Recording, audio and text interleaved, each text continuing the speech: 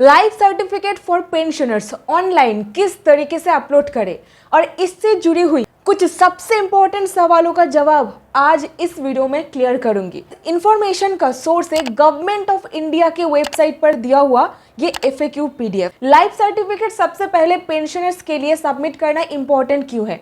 ताकि आपका जो पेंशन है वो बिना रुकावट के चलता रहे। यहीं पर ये लाइफ सर्टिफिकेट सबमिट करने के लिए आपके पास होता है 6 रास्ता, मतलब कि आपके पास 6 तरीका अवेलेबल है लाइफ सर्टिफिकेट सबमिट करने का। सबसे पहला डिजिटल लाइफ सर्टिफिकेट यानी कि DLC, जो कि आप ऑनलाइन घर बैठे ही अपलोड कर पाओगे।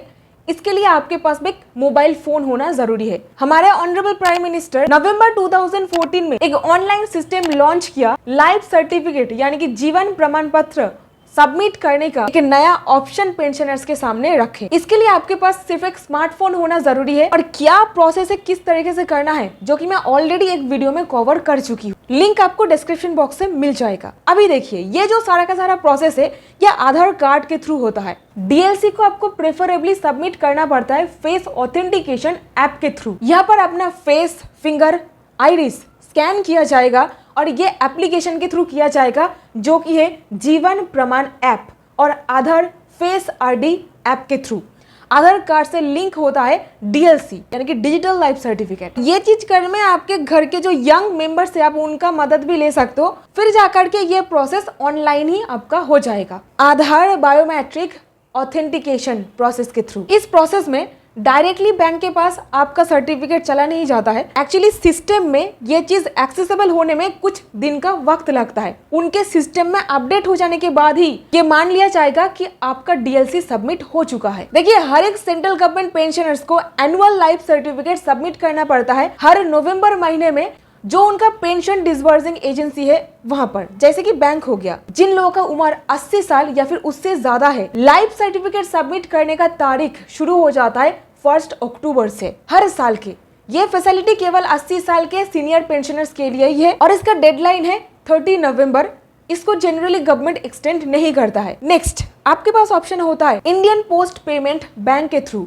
ये डिपार्टमेंट ऑफ पोस्ट के अंदर आता है। यहाँ पर आप कुछ नॉमिनल फीस 70 रुपया दे करके फिर अथॉरिटी आपके घर में आएंगे और लाइफ सर्टिफिकेट सबमिट करने का जो प्रोसेस है ये करके देंगे आपको। लेकिन इसके लिए आपके पास होना पड़ेगा पोस्ट इन्फो ऐप। अभी बात करूंगी CSC के बारे में, यानी कि कॉमन सर्विस सेंटर्स के बारे में। गवर्नमेंट के जीवन प्रमाण पत्र इस वेबसाइट में जा करके आप अपने नियरेस्ट कॉमन सर्विस ढूंढ सकते हो, या फिर ऑल्टरनेटिवली आप SMS भेज सकते हो इस नंबर पर। आपका जो पिन कोड है ये डालना पड़ेगा और कुछ इस प्रकार से SMS भेजना पड़ेगा। नेक्स्ट आप कर सकते हो pension disbursing agencies, post office, या फिर जो सारे अथॉरिटीज को गवर्नमेंट पावर दिया है ये काम करने के लिए, अब उनके थ्रू आप अपना लाइफ सर्टिफिकेट सबमिट कर सकते हो। और यहीं पर देखिए लास्ट और आखिरी ऑप्शन जो आपके पास रहता है और वो है गवर्नमेंट के। आप इस वेबसाइट में जा करके कुछ वेलफेयर एसोसिएशन है जो आपको मदद करेंगे लाइफ सर्टिफिकेट सबमिट करने में, DOPPW के थ्रू।